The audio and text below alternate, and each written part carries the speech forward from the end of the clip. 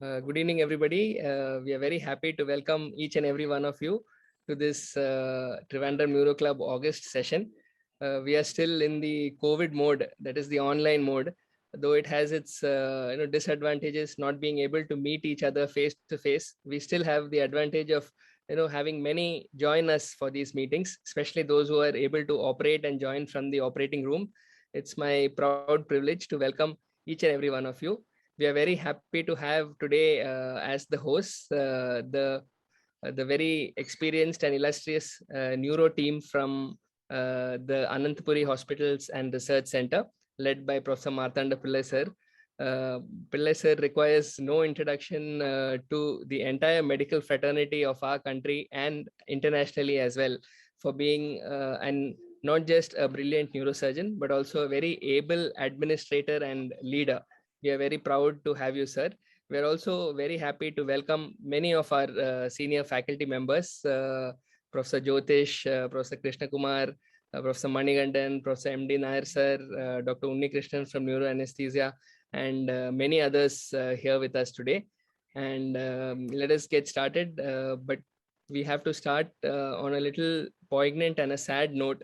Let us spend a moment of prayer remembering one of our colleagues, Dr. Asha, who left us for heavenly abode yesterday due to a malignancy. And many of us would have known Dr. Asha personally. Some of us would have crossed paths with Dr. Asha while at work, or some of us would have also been recipients of her care as a doctor. We remember Dr. Asha's family and her colleagues. And to say a few words of remembrance, may I invite Dr. Unni Krishnan, who has been a close friend and colleague of Dr. Asha right from her earliest MBBS days. Thank you, Jyoth sir and team, for allowing this moment to remember Dr. Asha. This is quite an unfortunate time for all of us who are close to her. Me and Asha, we belong to a 99 batch of MBBS at Pariyar Medical College. Right from day one, she was a very ambitious student. And after passing out MBBS, I was again associated with her as we did our post-graduation at Trivandrum Medical College. She finished it in 2010. She then did her DNB in 2014 at KIMS Trivandrum. After that, she joined SC2 to complete her DM in cardiac anesthesia. She passed in 2018. Later, she moved to Kochi and joined cardiac anesthesia department at Amrita. I think maybe due to health reasons, she moved back to Trivandrum and joined SCT hospitals afterwards. She always strived hard to impart a lot of quality to her work, be as a student or as a consultant. She never was a chance anesthesiologist, and she found her groove immediately after entering this specialty. And that reflected in her rise to a sharp cardiac anesthesiologist. Actually, pediatric cardiac anesthesia was a passionate area, and she crossed many hardships to be close to her passionate area, and that's why she moved to Kochi to join cardiac anesthesia department under Dr. Avik from PGI. And she very much found that her expectations were matching when she was working there. That was very much reflected whenever I used to talk to her during those days. And she climbed all these heights while managing a very busy family life. That part all of her friends know. And she was a very expressive person, and that fact actually contributed to the shocking aspect when we heard this bad news. Undoubtedly, I think the specialty lost an aspiring anesthesiologist who has evolved to become a model for newcomers. Thank you. Thank you very much, Dr. Uni. Let us spend a few minutes remembering Dr. Asha in silent prayer.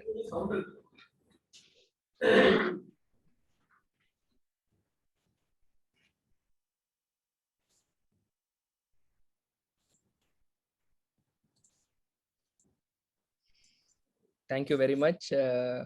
let us come back to our academic session, and it's my proud privilege and a very happy moment to welcome the neuro team from Anantapuri Hospital. And to set the ball rolling, may I invite Dr. Ajit, consultant in neurology from Anantapuri Hospital. We all know Ajit as a very quiet, suave, and a thinking person, and he has always been very active at the Trivandrum Neuro Club. And I remember during the physical meetings, he used to be full of energy while presenting, many interesting cases at many of our sessions. And he used to, pick up those very fine nuances, and we have learned so many things from him. And we're looking forward once again today to hear from his experience and wisdom. My proud privilege to welcome Dr. Ajit. Thank you.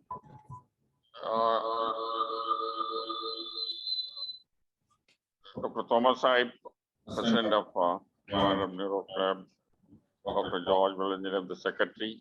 On behalf of Neuroscience Division of Anantapuri Hospital, I thank the President and Secretary for allowing us to host this meeting. We have 6 topics, a few of case reports, and we will start with the first, that is late onset seizures, interesting physiology by Dr. Aditya.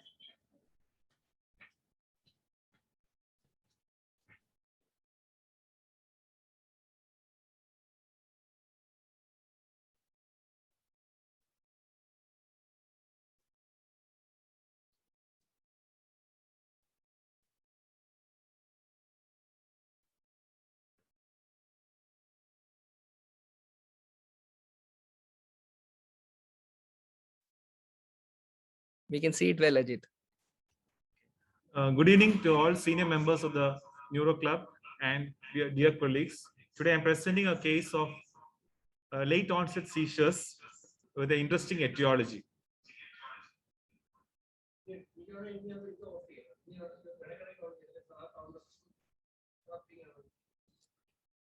So, coming to the history, a 66-year-old female who was hailing from Kallambalam was admitted with us on the 17th of March with history of decreased response since that day morning, associated with difficulty in walking and slurring of speech. She was apparently normal till the previous day. There was no history of any fever, headache, or vomiting as reported by her bystanders, a daughter and a grandson who came with her. There was no history of hypertension, diabetes, CAD, or COPD. She was taken to a local hospital where she had 2 episodes of seizures. Blood pressure was 160/90 millimeters of mercury, which was documented there. And she was treated with injection thiamine, injection Eptoin, Lasix, Mannitol, hydrocortisone, and then referred to our hospital. At presentation to the emergency department at the AHRI, a pulse rate was 86 per minute, blood pressure was 140/80, GRBS was 172. GCS was recorded as E1M2V1. Pupils were bilateral 2 millimeters, sluggish reaction to light, and the other systems were within normal limits. In view of low GCS, patient was intubated and mechanically ventilated in the emergency department itself. And the routine investigations were sent, which showed elevated pro-BNP of 2,430. Total count was slightly elevated at 18,700. And electrolyte showed a sodium of 132, potassium of 2.9, and HbA1c was 6.35. A procalcitone and CRP was normal at the time of admission. Renal functions were normal. Liver functions, thyroid functions were normal. Serology was negative. Bleeding parameters were also normal. This was the initial chest X-ray taken in the emergency. And in view of the new onset seizures, we proceeded with the MRI brain with contrast. And these are the FLAIR images showing bilateral occipital lobe FLAIR hyperintensities, as well as in the high frontal and bilateral parietal lobes. Diffusion images showing T2 diffusion hyperintensity in the bilateral medial thalamus, as well as in the occipital lobes and the high frontal lobe. There was no diffusion restriction per se, and there was no SWA blooming. Contrast images did not show any evidence of leptomeningeal or parenchymal contrast enhancement. So, in view of the above findings, the possibility of posterior reversible encephalopathy syndrome versus viral encephalitis, the DD of Japanese encephalitis was also considered initially. A bedside EEG showed focal epileptiform abnormalities over bilateral occipital area with frequent secondary bilateral synchrony. And in view, LP and CSO study was also done, which was essentially normal with a mildly elevated protein. In view of the viral encephalitis considered as the initial DD, viral meningoencephalitis panel, viral PCR panel, and TB India, everything had been sent from the emergency department itself, all of which were normal. However, the serum calcium was reported as more than 14 milligram per deciliter, and magnesium was also slightly low, 1.5 milligram per deciliter, and vitamin D was 18.8. So our lab, the linear acceleration, the machine has a cutoff of 14. So the machine reported as more than 14. So it had been rechecked the next day by dilution technique, and the calcium came as 15.8 milligram per deciliter. Uric acid was normal.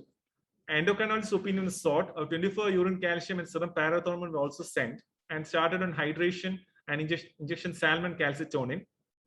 24 urine calcium was 483, was slight above the normal range of 100 to 300, and parathormone was normal. Angiotensin converting enzyme was also normal. Patient was initially started on ceftriaxone acyclovir along with the anti-epileptic drugs and midazolam infusion. And the initial day, in view of the DD of encephalitis, she was also evaluated for dengue, like Japanese antibody were all sent, which came as negative. In view of the hypercalcemia, the possibility of underlying malignancy was considered, and the paraneoplastic evaluation was done. The tumor markers showed elevated CA125 of 2771.3, normal cutoff being 35. Ultrasound thyroid was done, and during that time we noted malignant hypoechoic nodes in the supraclavicular region. Possibility of malignant lymph nodes was considered. FNEC was done, which was inconclusive. Thyroid was per se normal, and this was an X-ray taken 3 days later, which showed a left-sided pleural effusion with underlying collapse. A CT thorax with abdomen was also done to rule out underlying malignancy, which showed moderate left pleural effusion with collapse of the left lower lobe, and additional multiple enlarged lymph nodes were seen in the neck, the precarinal and subcarinal regions, and the right hilum. And the abdomen showed conglomerate lymph node mass in the upper para-aortic region, infiltrating the upper pole of left kidney, and the adrenal gland was displaced. The renal artery was sandwiched within the mass, and there was moderate contrast enhancement of the right kidney also, and the left crust of diaphragm was also infiltrated, and multiple para-aortic nodes were also seen. The above features were consistent with the possibility of lymphoma with renal involvement. This was a CT abdomen showing the left-sided kidney being infiltrated by the para-aortic mass. Pleural fluid analysis was also sent, which showed an elevated count of 4,100, predominant lymphocytes of 89%, but the cytology was negative for malignant cells. Hence, we had to proceed with a renal biopsy, which showed densely infiltrated kidney tissue by monomorphic atypical lymphocytoid cells with irregular dark nuclei, consistent with non-Hodgkin's lymphoma, and the immunohistochemistry evaluation was suggested, and the block was sent for RCC for further evaluation. So coming to the diagnosis, we have a case of late onset seizures with malignant hypercalcemia, associated posterior reversible encephalopathy syndrome, and underlying non-Hodgkin's lymphoma newly diagnosed. Thank you. Coming to the discussion.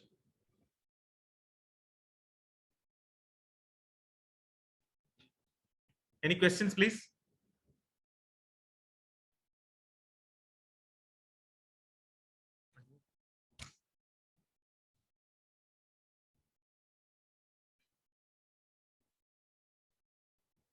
Titus sir, MD Nair sir, I'm sure you'll be having a few questions.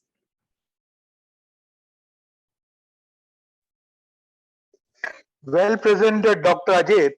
Very nicely presented. Just wanted your differentials on the MR imaging. What was the radiology opinion? Hello? Dr. Ajit? Hello, sir. The radiologist had initially given the opinion of viral encephalitis as a differential diagnosis apart from posterior reversible encephalopathy syndrome.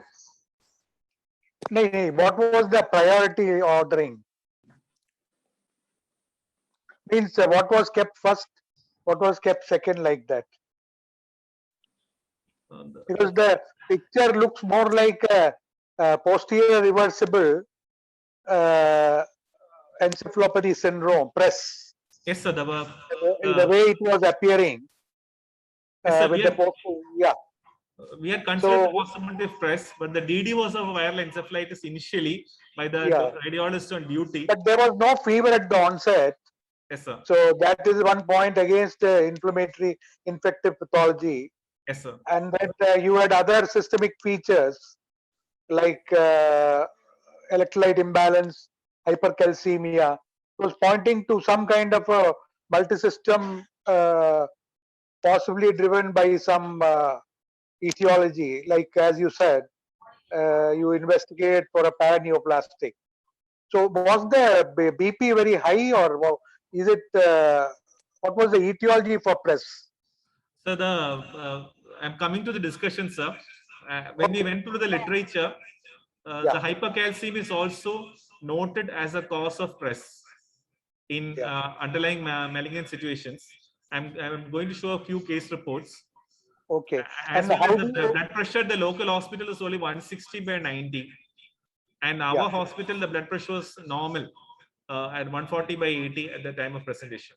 What is the cause of hyperkalemia? She had been given injection Lasix from the local hospital. That is probably the cause of hypokalemia. No, hyperkalemia. I know hypercalcemia. Sorry, So that's what hypercalcemia. hypercalcemia was a manifestation of the non-Hodgkin's lymphoma, sir. And coming to the discussion, sir. Okay, okay. Shall I proceed with the discussion, sir? Yeah, please Yeah. proceed.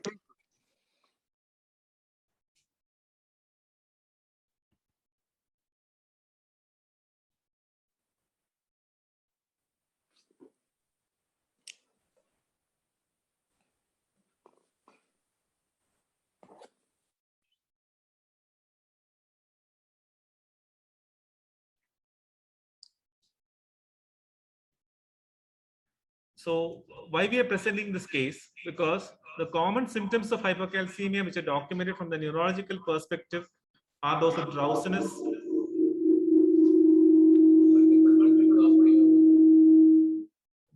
lethargy, altered mental status, stupor, and coma. And what is interesting to note that hypercalcemia rarely causes seizures by itself, because hypercalcemia is associated with reduced neuronal membrane excitability. So the postulated mechanisms for hypercalcemia causing seizures are: one is vasoconstriction, like a reversible cerebral vasoconstriction syndrome, or its counterpart of posterior reversible encephalopathy syndrome has been documented with malignant hypercalcemia. And in some cases, there may be associated hypertensive encephalopathy also. So there is a case report published in 2014 of a posterior reversible encephalopathy syndrome due to malignant hypercalcemia. And it is said that the development of press in the setting of severe hypercalcemia is extremely rare. Hypercalcemia could lead to press in the absence of hypertension by various mechanisms, including vasospasm, endothelial dysfunction, and an inflammatory state. A high degree of suspicion is needed in this setting because hypercalcemia can lead to neurological symptomatology and prompt diagnosis. It's required for essential adequate treatment. Another case report is of vasoconstriction as the etiology of hypercalcemia-induced seizures, published in 2004.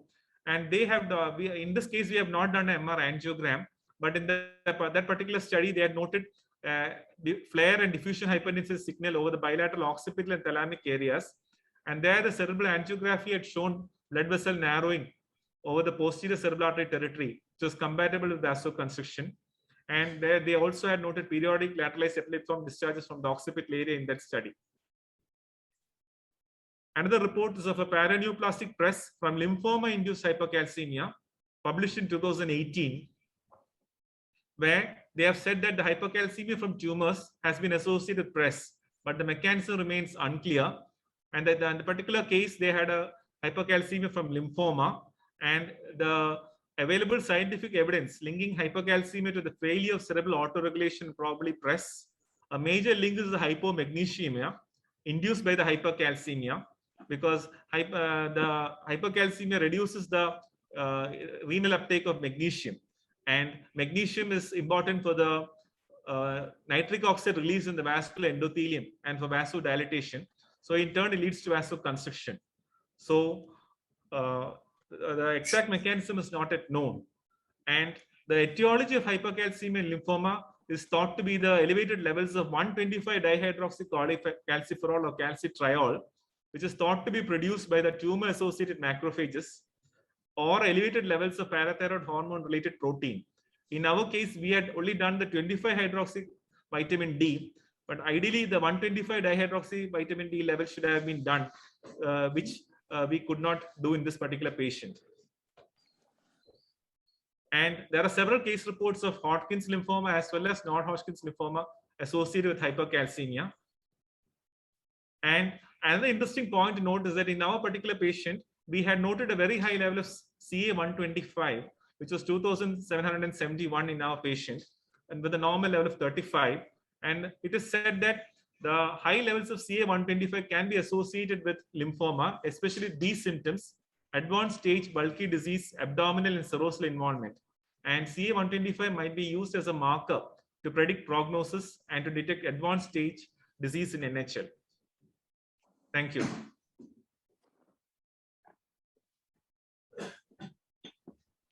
So See, very the low magnesium may be related to the diuretic problem. Comments, Because the low magnesium may be even related to the you said the intravenous Lasix had produced severe hypokalemia. So whenever there is hypokalemia, the magnesium also tends to be on the lower side.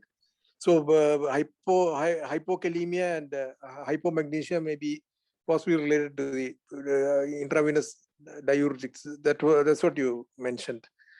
Yeah, magnesium low can be also due to the diuresis, like because magnesium and potassium go hand in hand generally. Yes. Okay. Yes, Yeah. Thank you, Titus sir, for giving a cardiological angle to our discussion. Many of our new residents who do not know Titus sir retired as head of Department of Cardiology at Sri Chitra, and has more attendance at the Neuro Club than any of us all of us put together, perhaps. Thank you, sir. Thank you. May I request the other learned members of the audience to take part in the discussion? Professor Sharda Madam, Dr. Adesh Srivastav from Bhopal, Dr. Jayanand. So Adesh is there, huh? Yes, sir. I just logged in. Hi. Nice Hello, to sir. see you. Same here, sir. Nice to hear you. Yeah, just wanted to Ajit. There was a elevated this thing though, brain natriuretic peptide. yes, sir. There was very much. How do you account for that in your earlier slides? yes, sir. We had, yes, sir. And so how do you account for that? What is the reason? Is it also a paraneoplastic manifestation? We're not sure, sir. Yeah, you can do it. I think you didn't mention the patient has some hypertension. So 160/90.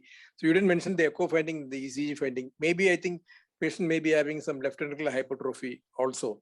So that can also produce some elevation of the BNP if you don't find any other cause. Because one value is hypertension 160/90. So we don't know whether she's a hypertensive earlier and what are the other values.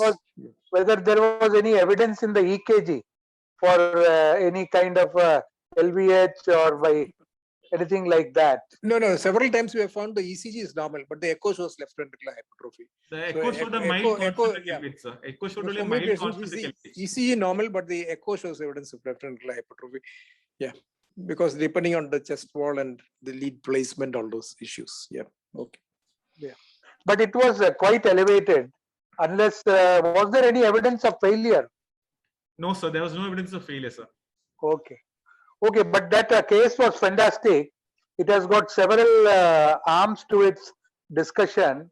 And the most important discussion, as you rightly pointed out, is putting everything into one kind of parsimonious conclusion, what they call as the Occam's razor, as to one etiology which can explain the entire presentation, which you have done through the paraneoplastic and mainly through hypercalcemia. The other thing is the management of hypercalcemia becomes an emergency. So that also you have taken care of. And what happened to the final follow-up? So actually, the patient had a severe, moderate to severe pleural effusion left side. She required ICD, and later patient was referred to RCC, sir. Okay. Okay. While the patient was still on the ventilator. Patient was had a tracheostomy done. Patient was extubated. Okay. And later referred to RCC. Yeah, okay. But it was very well discussed, and you have captured the diagnosis, and it was very interesting, and you have given all support from the literature. That's the way to really prod these complicated cases. Thank you. Ajit, I had a question which somebody sent as a message, one of our residents. They were asking, what is the natural history of press associated with hypercalcemia and maybe the other etiology of press? Is it better? Is the outcome better with the hyperkalemia associated press, or more or less the same? So the malignancy associated hypercalcemia requires treatment with salmon calcitonin initially to reduce the levels of calcium levels fast. But the salmon calcitonin can be given only for the initial 5 to 7 days. And later we give on the zoledronic acid and the bisphosphonates are given to reduce the calcium. And this particular patient, unlike the other press associated with eclampsia, who improve very well, the hypercalcemia associated press doesn't have as much as a good prognosis, as we noted in this patient also, who didn't quite become normal. She became only E3, M5 with a tracheostomy. And then by that time, she was shifted over to RCC. And we don't have much experience with hypercalcemia associated press. This was the first case in our hospital also. That is why we thought of presenting it in the Neuro Club. Thank you. Thank you. Parathyroid hormone was normal. Yes, sir. Parathyroid was normal. Parathyroid was normal, but it's a parathyroid hormone related protein produced by the tumors, which is thought to be one of the postulated mechanisms of hypercalcemia. Yeah, that is elevated itself. We couldn't check that, sir. PTH related protein could not be checked in this particular patient, but the serum parathyroid hormone was repeated twice. It was normal. Thank you. Thank you very much, Ajit. We have Ajit in a triple role today. So Ajit will be coming back after a couple of more presentations. Thank you so much for that very fascinating case. May I invite Dr. Abhinaya, Senior Resident in Pediatrics, for the next presentation.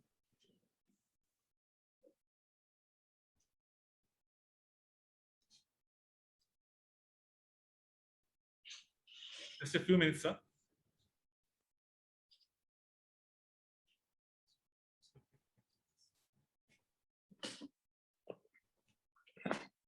Section.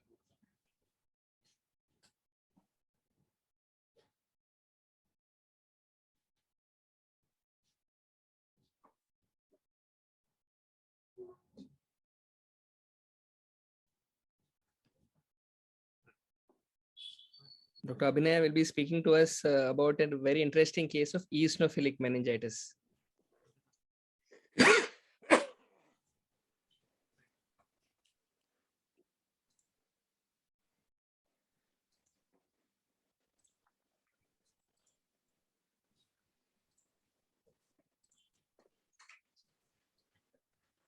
Good evening, everyone. I am here to present the case of eosinophilic meningitis. Before going to the history, eosinophilic meningitis is a rare type of chronic aseptic meningitis, often caused by helminthic infestation. So to define eosinophilic meningitis, either it is more than 10 eosinophils per cubic millimeter in CSF, or if you do a differential count, it should contribute more than 10% of the total CSF leukocyte.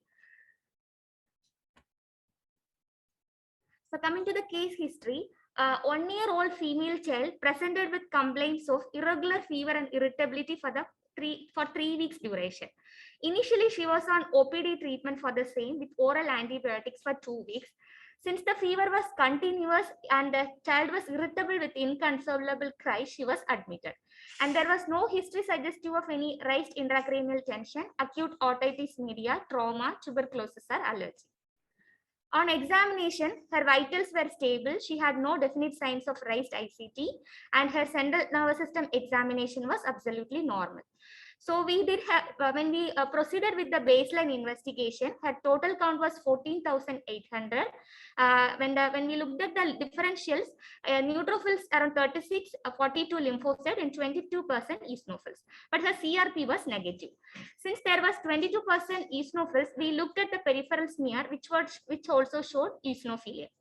So to rule out the cause for eosinophilia, we did a stool and urine examination, which doesn't reveal any OR cyst, and ocular and fundus examination was normal.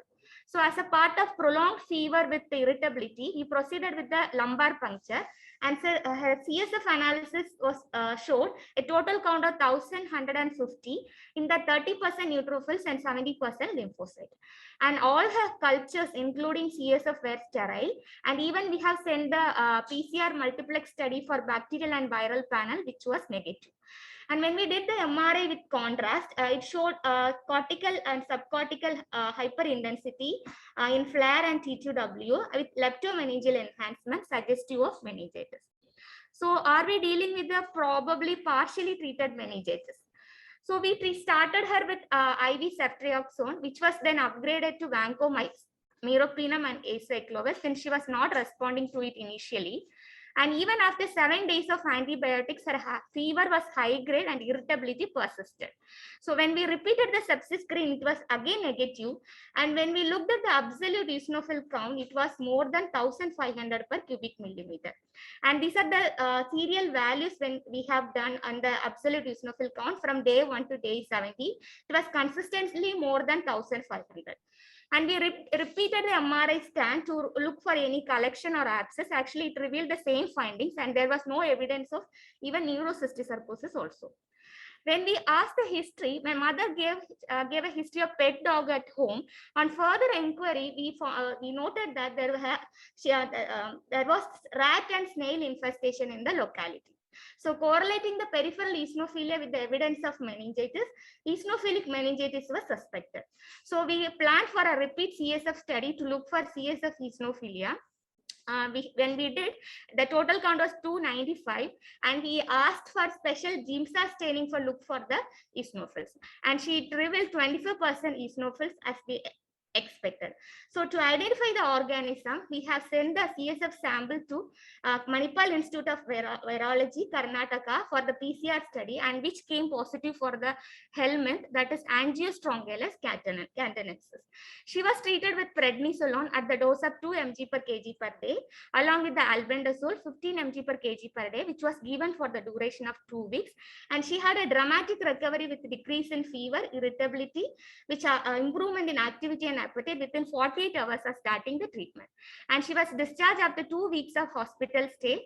At the time of discharge, her absolute eosinophil count has dropped to 625 per cubic millimeter. That is on day 20 of admission.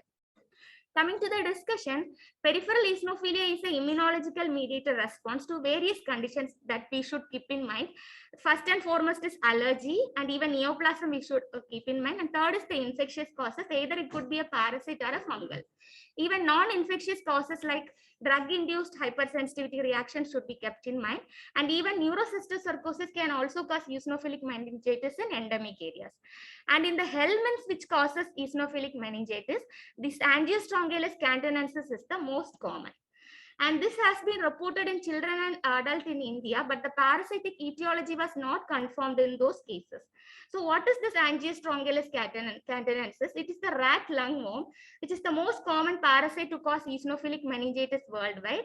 And infections have been first described in Southeast Asia like Taiwan, Vietnam. So how it spreads to other part of the world is mainly because of the shipboard travel, which carries the rat everywhere, which spreads the organism to other parts of the world. So rats Rats are the definitive host and snails are the intermediate host. Life cycle starts with the adult worm, which lays egg in the pulmonary artery of the rat, which are swallowed, which mature into larvae and excreted in the feces. So this is the life cycle which shows the picture beautifully. The rat, which is the definitive host, in which the adult one which lays the egg and which is swallowed and transformed into the first stage larva. This first stage larva will be eaten up by the intermediate host, that is the snail or the slug. It mature in the third stage larva. So here comes the human being, that is the accidental host. When they eat the uncooked food which is contaminated with the excreta of the snail or slug, we acquire that third stage larva, and it reaches the intestine, penetrate the intestinal vasculature and reaches the meninges to initiate aseptic meningitis. So here the larva is the one which the third stage larva in the snail is the one culprit which transmitted to the human beings when they are accidentally being contaminated with the excreta. So human beings, as I said, they are the accidental host. Infection mainly occurs to the ingestion of third stage larva in the raw or undercooked snails or fish or through fruit contamination. Symptoms usually develop 1 to 3 weeks after the exposure. Symptoms are mostly sometimes non-specific like headache, neck pain, fever. Even sometimes children can go for neurological sequelae like paresthesia, weakness and cranial nerve palsy, and it can last for weeks to months. Unlike in other parasites, in Angiostrongylus cantonensis, the ocular involvement is less common. CSF will reveal classically more than 10% of eosinophils. Just like our case, we got it around 25% eosinophils. Peripheral eosinophilia will be noted. MRI can demonstrate just signal intensities like with the leptomeningeal enhancement. The point here is the larva can almost never be isolated from the CSF. So the only way for diagnosis is a PCR-based study, which is sensitive enough to detect the parasite DNA in the CSF. And we got the organism as Angiostrongylus by doing a real-time PCR study. Treatment is simple, like it will respond very well to corticosteroid antihelminthic drugs. And how we can prevent is avoiding eating of raw or undercooked crab, prawn or snail. Good environmental and personal hygiene and food hygiene. Prognosis is good, almost 70% improve with treatment, and mortality is less than 1%. So the message here is parasitic meningitis is very rare, and whenever there is prolonged fever with non-specific symptoms and meningitis which is not responding to antibiotic or antiviral therapy with a persistent peripheral eosinophilia, eosinophilic meningitis should be suspected. Thank you. Thank you very much, Dr. Abhinaya, for sharing that very fascinating experience. I'm sure many of us have only heard about ankylostrongyllosis in our parasitology textbooks. I would request other members of the learned audience to share their experience in managing eosinophilic meningitis and compare and contrast with Dr. Abhinaya's case.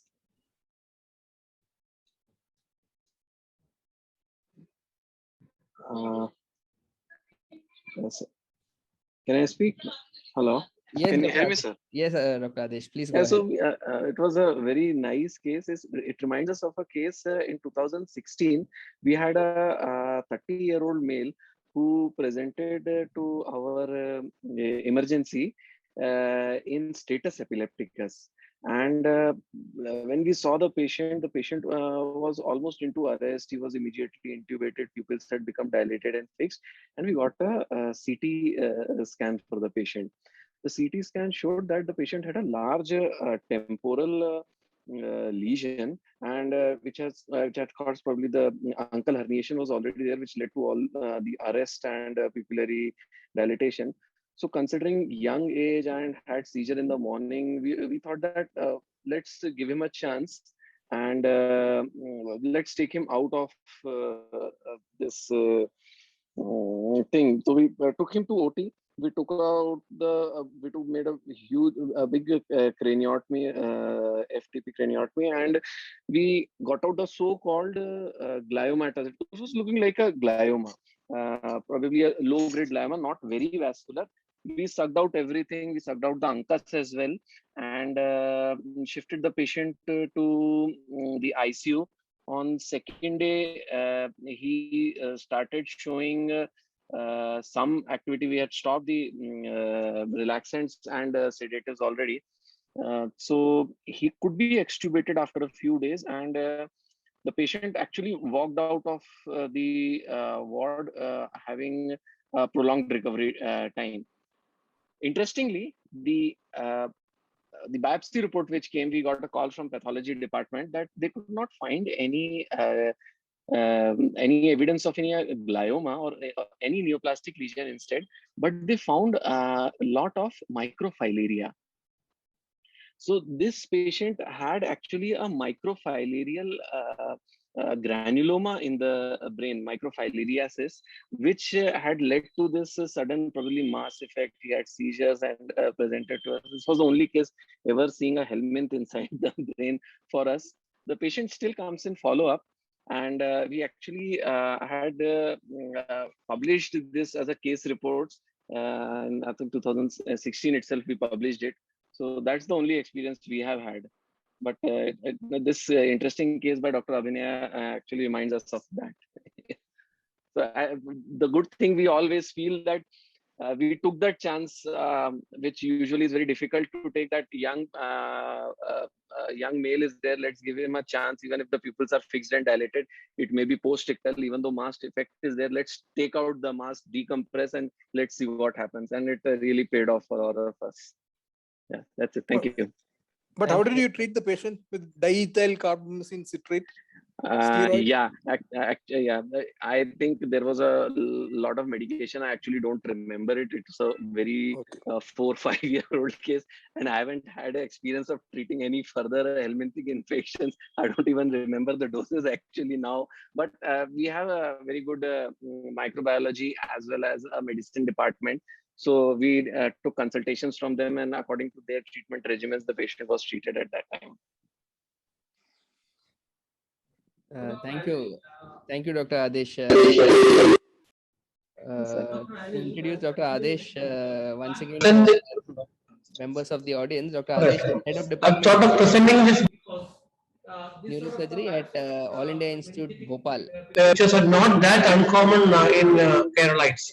Because previously there are a series of 6 cases reported from Kottayam area by Dr. Parameshwaran in Indian Academy of Pediatric Journal, Indian Academy of Neurology, IAN Journal. 6 cases. In those situations, he has seen through that CT, and they didn't go for this sort of a PCR analysis of the CSF or anything like that. So what did he do was he did a eosinophilic analysis, a typical meningitis presentation, eosinophilic analysis. He thought of anesthetic meningitis and anti-helminthics plus steroids was given, and the patient, all these 6 patients improved better. So in our situations, we could do a PCR analysis in particular patient. This is the first case, and it is not that rare. And even in Trivandrum Medical College and Calicut Medical College, they are saying they are seeing cases, eosinophilic presentation, meaning presenting as meningitis, and they are just treating it as meningitis and steroids. Because this could be an immunological manifestation of parasitic infestation, not a direct infiltration of the meninges by. And that's why it is responding well to the steroids. And some people are even tried steroids alone, and those situations even the prognosis is not that bad.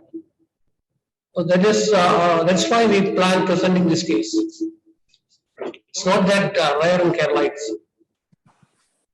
because the leads are seen every day in our forefront now, in our houses and now. They are creeping through the steps and now, looking into the fences, in the vegetable areas. And actually, the message that we got from Manipal, the virologist, Dr. Arun, told me that the first case that they have detected by PCR test in Manipal is from Calicut. In that situation, the leash, that small leash that crawled into the fridge, and was just seeing around a piece of date, and the date was followed by a child, and the child manifested sort of eosinophilic meningitis, and they have detected the PCR by PCR analysis of parasite. So that's the first case I have seen in Manipal from Calicut Medical College. This may be the second case I detected in Kerala. PCR detection rather. Thank you. Thank you very much, Ajit sir. My question, Adesh, is that did you have any, at any moment of time, did you ever during the surgery, the possibility of a parasitic infection? So there is a lot of. In retrospect that Hello. you heard about parasitic.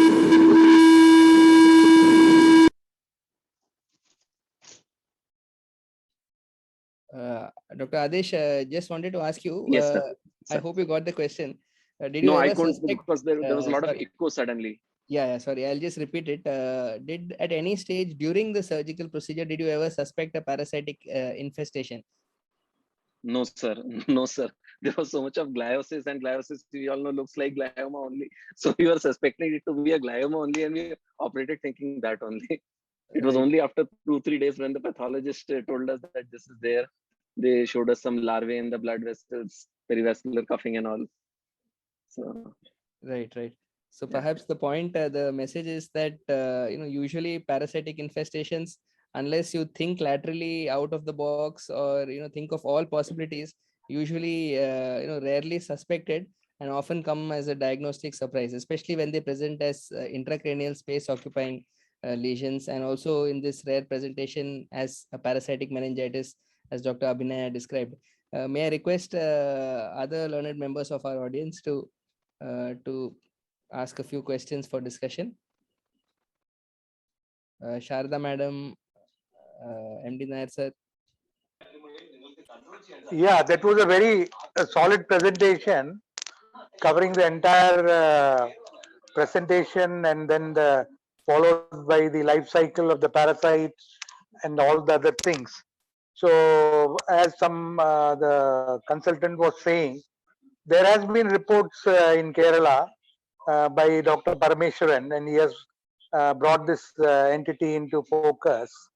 And we have also reported one patient from our unit sometime back. It is published in the JNNP, and it has got very many citations, very interesting. But here we could diagnose it through the ophthalmologist, because this patient who had this problem of eosinophilic CSF was actually presenting something like a very acute headache, and we were thinking in terms of bleed. But then we were not able to really fix the etiology for that bleed. So when these parasites, they track the brain, they can produce something like a focal subarachnoid hemorrhage. And to cut the long story short, this lady on one of the rounds complained of sudden some curtain-like feeling coming into the fundi, into the eyes. And then we looked into the fundi, we could not really visualize the fundi. There was something like a hazy kind of thing.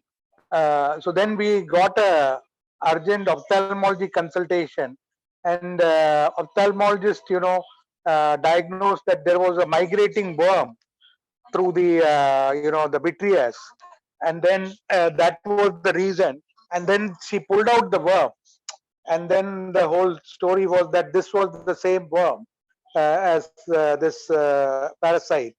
And then we also treated this lady with a combination of steroids and albendazole. If you don't give steroids, it can produce a little bit of a hypersensitivity reaction to the albendazole, just like we get it in neurosis sarcosis.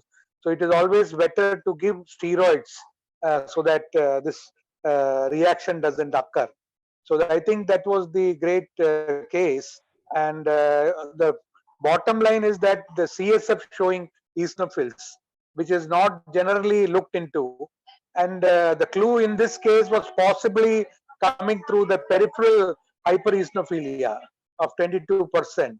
So that was the clue, and then they got it done through the differential for the CSF eosinophils. And then cutting short the epidemiological history of the house environment. There also in our case, the house environment was like they were staying close to the forest, and their premises was all inhabited with snails.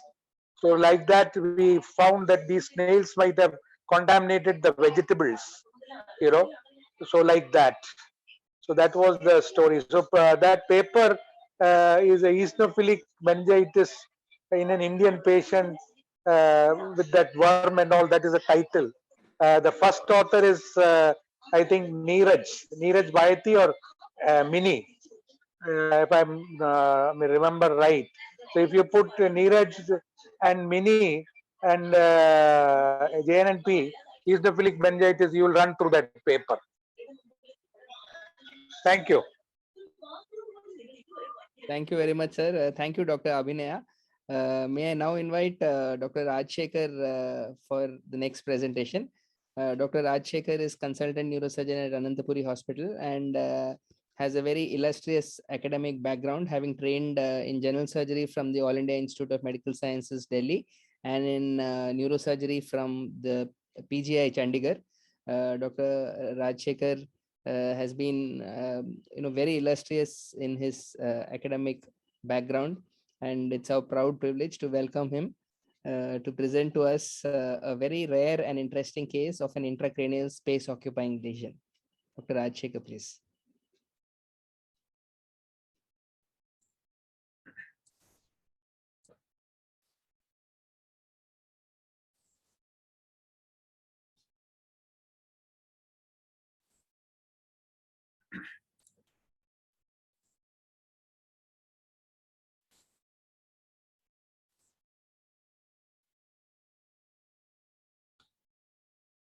Good evening, respected seniors and my friends.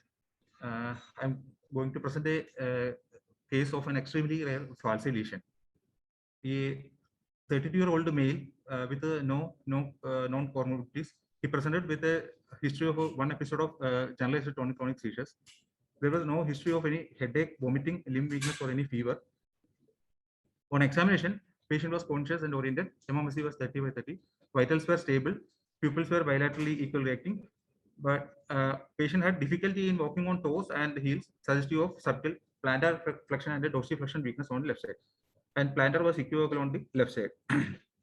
Baseline investigations were normal, and we did a contrast-enhanced MRI brain. We showed a well-defined extraaxial lesion, or almost 5.5 into 4.8 centimeter in size. It was attached to the right side of the false cerebri, and this is the T2 flare image showing the lesion, and this is the T1 sagittal view, and T2 it was hyperintense, showing axial and coronal views, and then it was there was only mild contrast enhancement. MR angiogram was done; it was normal. There was the lesion was closely abutting the superior sagittal sinus. However, it was not infiltrating, or there was no thrombosis of the superior sagittal sinus. So we started him on anti-epileptics and dexamethasone, and then we did a right frontoparietal craniotomy, and macroscopically total removal of the tumor was done. And intraoperatively, the tumor was firm, moderately vascular with calcification. The tumor was adherent to the falls. However, there was a good plane of cleavage with the adjacent brain parenchyma. So we thought of a meningioma, but the histopathology report was surprising.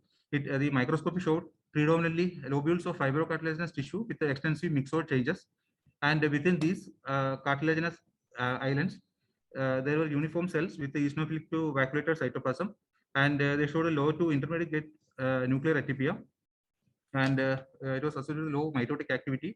No areas of necrosis were there, and immunohistochemistry staining showed a strong positivity for S100 and was negative for cytokeratin. The postoperative course was uneventful. He was discharged on post-op day 9, and a follow-up MRI brain was done. It showed no residual lesion. In view of the histopathological findings, these findings, a diagnosis of myxoid chondrosarcoma was made, sir. And so, metastatic workup was done in view of the chondrosarcoma, and including CT chest and bone scan, which were negative. The patient is asymptomatic after 1 year. After 1 year, we did a contrast MRI, follow-up MRI. It showed no residual lesion. There were only postoperative changes, and patient has no new deficits. Coming to discussion part, chondrosarcoma, they are mainly malignant tumors of the bone. Second most common malignancy of bone, second to osteosarcoma. They are reported in extraskeletal cells also, mainly in the soft tissue at the end of long bones, like pelvis in the knee and in the chest wall. They have been reported. Intracranial chondrosarcomas have been described. They constitute less than 0.15% of all primary tumors, intracranial tumors, and they have been divided into skull. They may arise from skull base or from dura. So 75% of the intracranial chondrosarcomas arise from the skull base, and they constitute 6% of skull base tumors. Classically, the chondrosarcoma were divided into 5 types: classic or conventional, mesenchymal, myxoid, and then dedifferentiated and the clear cell type. But clear cell and the dedifferentiated types are not seen intracranially. Only classic and mesenchymal and myxoid types are seen intracranially. There are various hypotheses regarding the origin of chondrosarcoma. The skull-based chondrosarcoma, their origin can be attributed to the chondrocyte cell rust in the synchondrosis. Like then they usually, the skull-based chondrosomas, they usually arise from the petrostemporal bone, petrooccipital synchondrosis, stenooccipital synchondrosis. So the endochondral ossification site, they have chondrocyte cell rest, and the origin can be explained from these cells.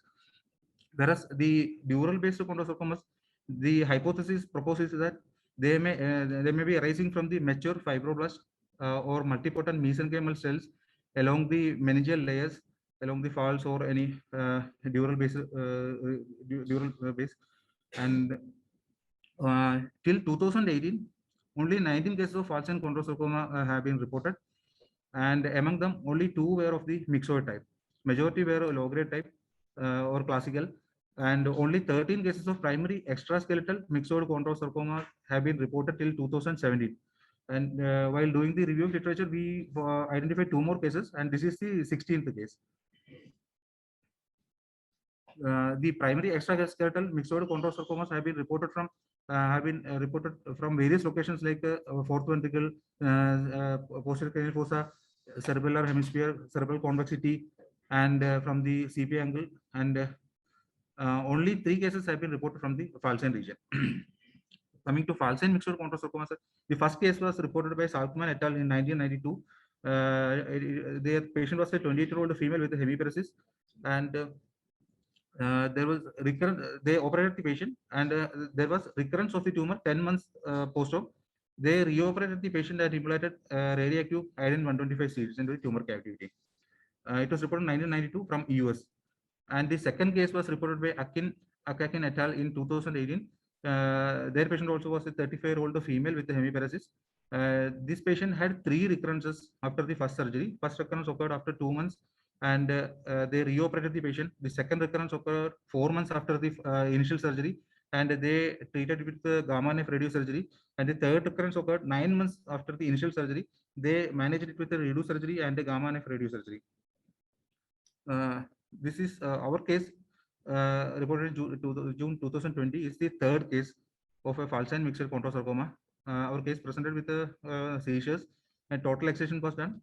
No adjuvant therapy was given. The patient is asymptomatic after 1 year. We referred the patient to RCC also, and they usually radiologically they mimic meningiomas. Diagnosis is by histopathology, and immunohistochemistry has a specific role.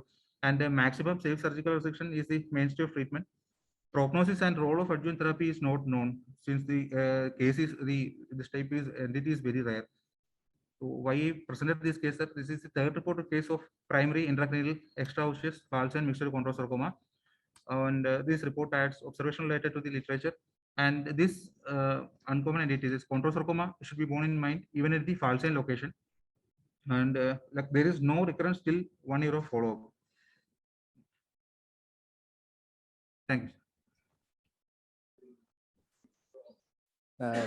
Thank you very much, Dr. Rajshekar. I'm sure there are a lot of interesting questions that are going to come up from our audience.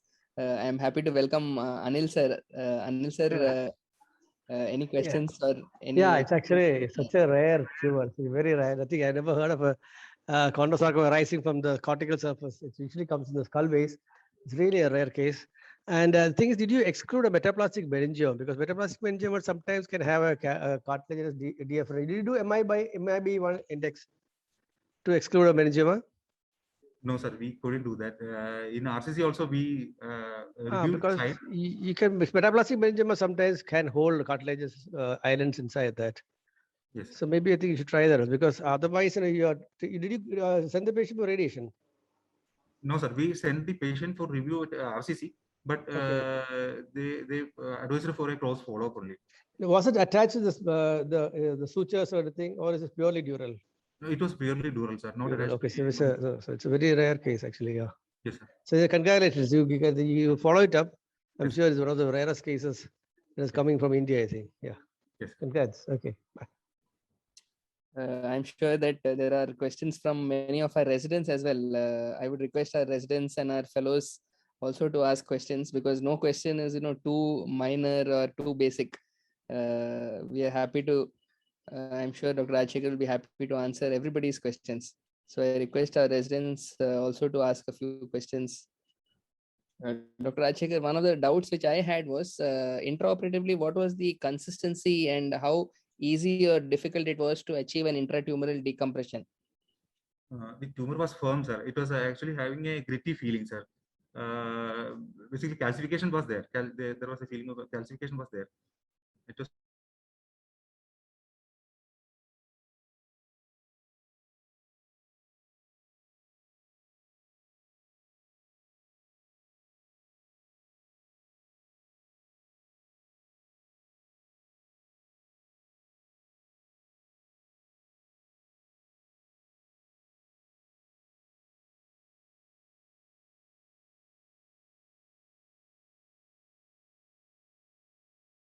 Not if we did not give any adjuvant therapy, and the child, I am told, till 1 year did well and then was lost to follow up.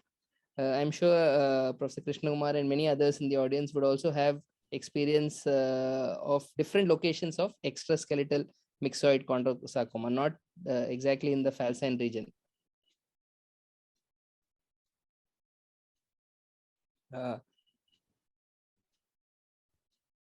Rajshekhar, thank you very much. I'm sure that you would have gone much ahead in your stage of publication of this very interesting case, and perhaps you would have already taken on board the pathology department at NIMHANS Bangalore, who have a wide immunohistochemical chemistry experience in histological classification of rare tumors such as these.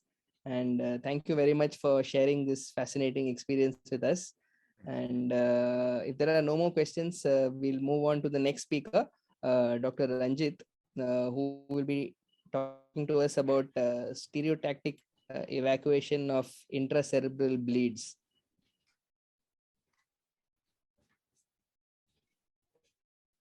So stereotactic evacuation of intracerebral bleeds is not usually the conventional sort of management which has been traditionally taught to us. But MIS, minimally invasive surgery, is evolving, all over the human body. And why should the cranium and the spine be any far behind?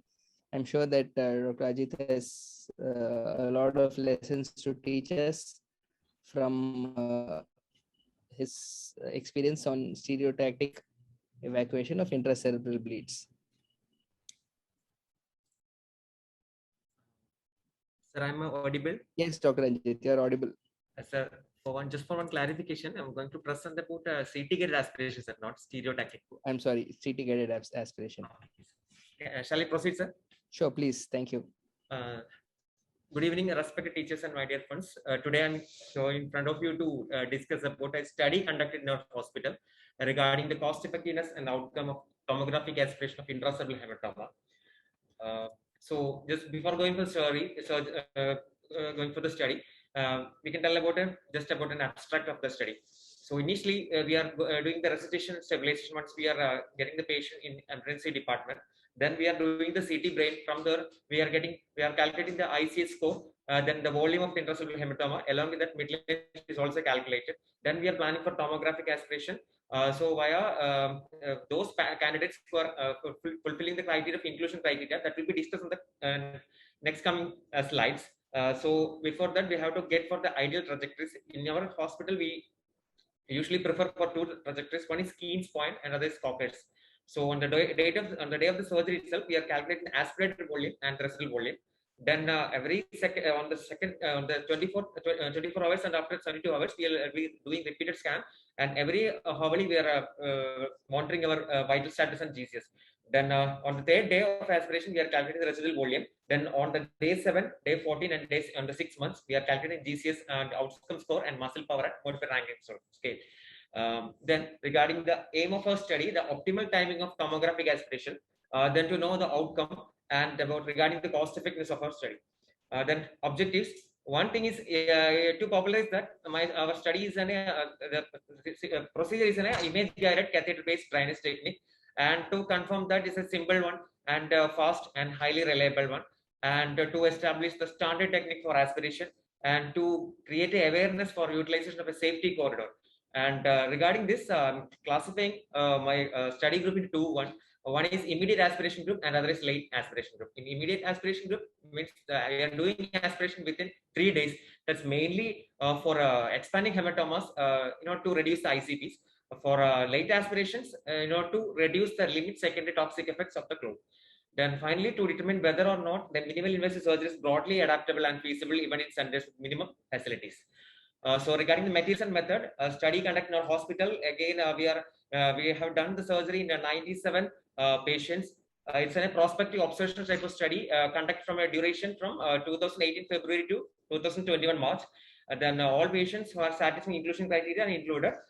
So my inclusion criteria is volume of more than 30 to 50 ml within a 1 centimeter midline shift, then rapidly expanding ICH and all kind of primary ICH. And the categorization for the posterior fossa, tumor bleeds and bleeding diathesis, antiplatelets unless life-threatening, and these are excluded from our study. Then regarding ICH bundle, these are the set of instruments we are carrying for the procedure. Among them, mainly we have to get the EBD set with a pistol with 5 mm, then oxygen mask, restraints, midazolam, and silocaine. Then this is the way how we are preventing infection in our CT room. One is ultraviolet sterilization, then cleaning with hypochlorite solution, and instrument trolley should be covered with good and clear and plastic drapes. Then a procedure usually done under general anesthesia or local anesthesia. Initially CT axial cuts will be taken. Then we'll be doing the 3D reformatting technique.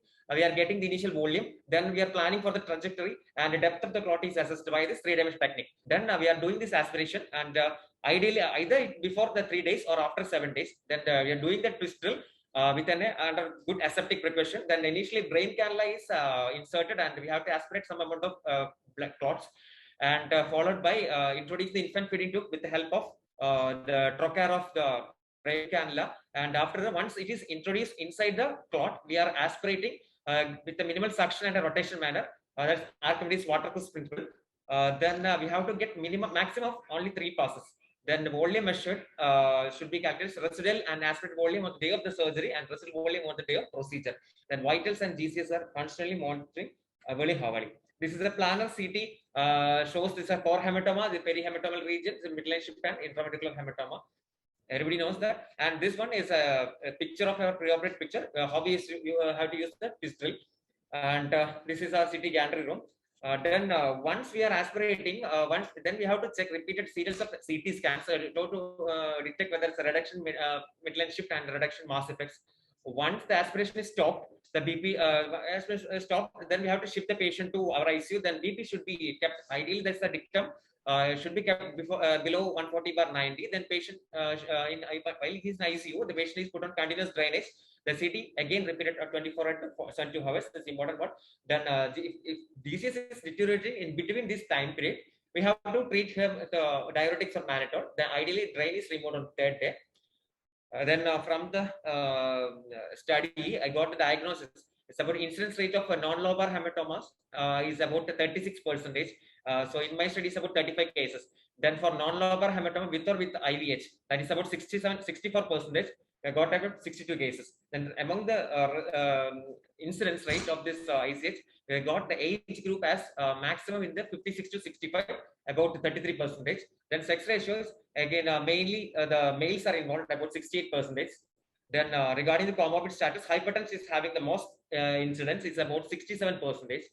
Then these are the cases, only 2%, 2 cases we had to do the reaspiration for the patients. Then mortality rate, about 14 patients dead during this time period of study. Among them, only these 10 cases were reported only after the 6 months, and the rest of these cases didn't came for follow-ups. So we don't know. Then regarding the inference of our study, so we classify this group into two groups. One is early group and other is late group. In early group means doing aspiration before 3 days, and the late groups after 7 to 10 days. So early group we got patients number of 48 patients, and the late group we got a number of 49. So equal number of individuals in the two groups. So while comparing this, first thing is we have to calculate the residual volume. So in the immediate aspiration group, we got a mean residual volume of 40 ml with a standard deviation of 30. In the delayed aspiration, got a mean value of 28.43 with a standard deviation of 17.37. So while plotting the graph, the delayed aspiration has got a minimal amount of residual volume after the 3rd day, and then the rest of the post-op CTs. While comparing the ICS score, the lowest ICS score individuals, the mean value, they are getting about a mean residual volume of 18 ml with a standard deviation of 24.4. While comparing to high ICS score, it's about 34.4. Then in younger age groups, showed minimum value, it's about 25.9 with the standard deviation of 10 ml. And all of these values and this are having highly significance with the chi-square test. The p-value is less than 0.05. So from this inference, this delayed aspiration, and in the younger age group, the lower will have the minimum residual volume. Then regarding the post-op GCS, for the delayed aspiration, its mean GCS is increased from 7 to 11 with a standard deviation of 3. So while calculating the percentage, it's about 53.3% to it increased up to 73%. But in immediate group, it's only increased to 60. Then among them, and then the low bar will have the maximum GCS score on the post-op period of the 7 weeks, and after the 6 months is about 12 with a standard deviation of 3. Then among them, p-values having less than 0.05. The late post-op follow-up, an ICS score increased, MRS score also increased. Young age group has a better MRS score. So the lower value of ICS score and modified can indicate better outcome. So after that, we are going for our two clinical scenarios. One is in a 48-year-old female, non-case of hypertension, present with a not on regular medication, present sudden headache and the loss of consciousness. So this is initial CT we took, and these are the serial CT images.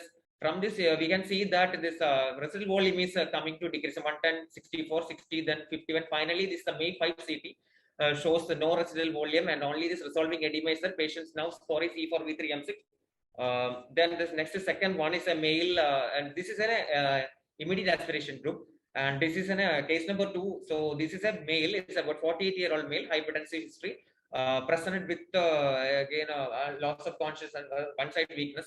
So we did the aspiration. So again it's again the volume is decreasing from 83, 59, finally 48. So come to discussion.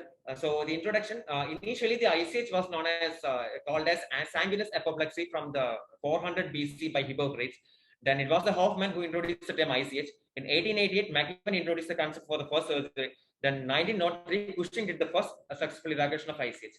Regarding the pathophysiology, one is a direct dissection, second is other is a secondary effect. While the direct dissection, some neurons will be totally lost, and some will be compressed and will be after that regain functions like the penumbra and the ischemic infarct. Then secondary effects is hemotoxic materials creates a later edema. Then risk factors, among them the alcohol, the drugs, and hypertension and the liver dysfunction, the major risk factors.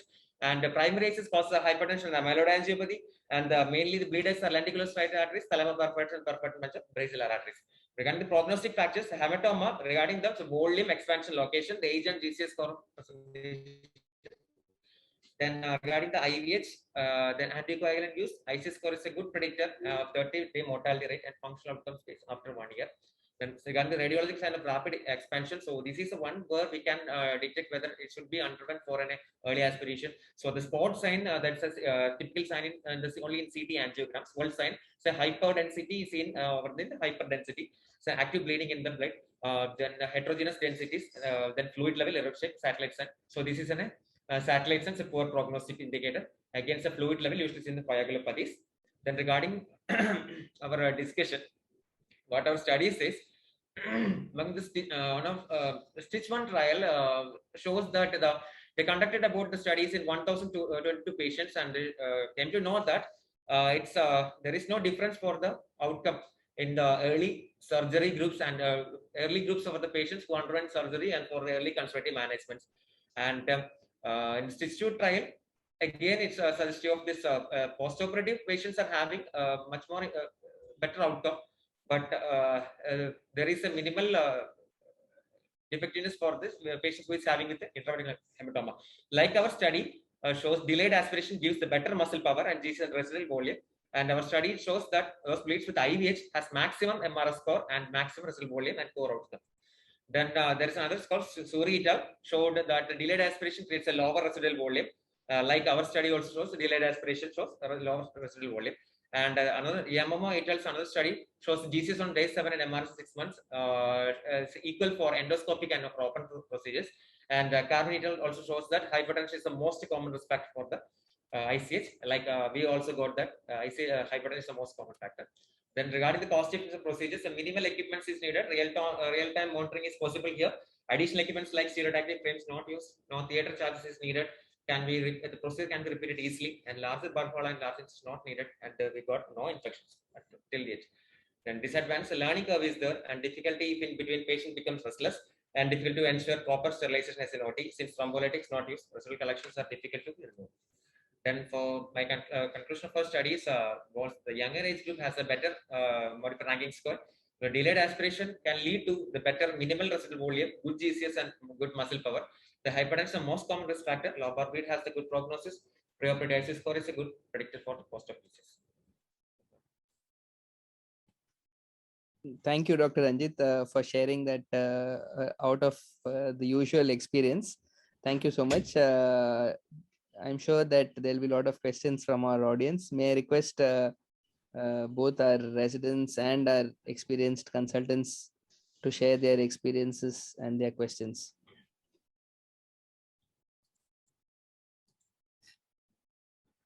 Anil sir, Krishnamar sir. Yeah, thing is, what was the source of bleed in young individuals in your study? Did you do angiogram and look for any vascular malformation? Sir, for our study, we didn't do for CT angiogram for our study, but for lobar bleed suspecting of AV malformation, we did for CT angiogram. Sir. Okay, and what was the main indication for aspiration? Was it poor GCS score or midline shift or volume of bleed? Sir, volume of bleed, our inclusion criteria is more than 30 to 50 ml. And the patients who is not fervent for the surgeries, then is not history of any bleeding diathesis, then no posterior fossa bleed, no. Okay, so your primary aim is to do a surgery. So only candidates who are not fit for surgery, you do this procedure. Yes, sir. Okay, fine. Okay. Ranjit, just a small question. What is the ideal consistency of the blood, the hematoma, hyperacute or acute? What is the ideal consistency you would prefer for this this aspiration, CT guided aspiration, and at what stage do you actually take a decision on to convert to a open evacuation? Sir, when they say impending signs of impending herniations, there will be asymmetries and azogory is there, then regarding the vitals, we have to check. And one of the, some skeptics may say that one of the benefits of a craniotomy is that not just evacuation of the acute blood or the hematoma, because most of these hematomas are a dynamic process. So, you have rebleeds, you have reactionary edema. So all these sometimes benefit from a decompressive craniotomy or a large craniotomy. So probably that effect may be missed out in patients who undergo a stereotactic aspiration. So do you feel that could be a possibility which could impair the good outcomes when compared with the traditional decompressive craniotomy? Generally, craniotomy and evacuation, whatever studies are there, shows that the results are not good. And this is a minimally invasive procedure.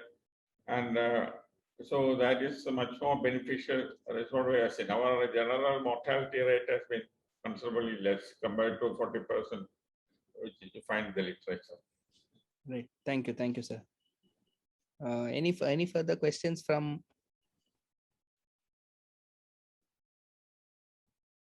our audience. If there are no further questions, let me thank Dr. Ranjit for that wonderful presentation, and let us hope that many of us would accept and put into practice this new technique of CT guided minimally invasive evacuation of intracerebral bleeds. And as Martanda Pilla sir said, that the results are almost comparable to the traditional large craniotomies, and probably we should sway in the direction of more minimally invasive procedures for intracerebral bleeds also. Thank you very much. It's time now to invite once again Dr. Ajit for two very fascinating presentations. One is a rare outcome or adverse event associated with the pandemic that we are going through now. And second is a case of both central nervous system and peripheral nervous system demyelination. May I invite once again Dr. Ajit, please.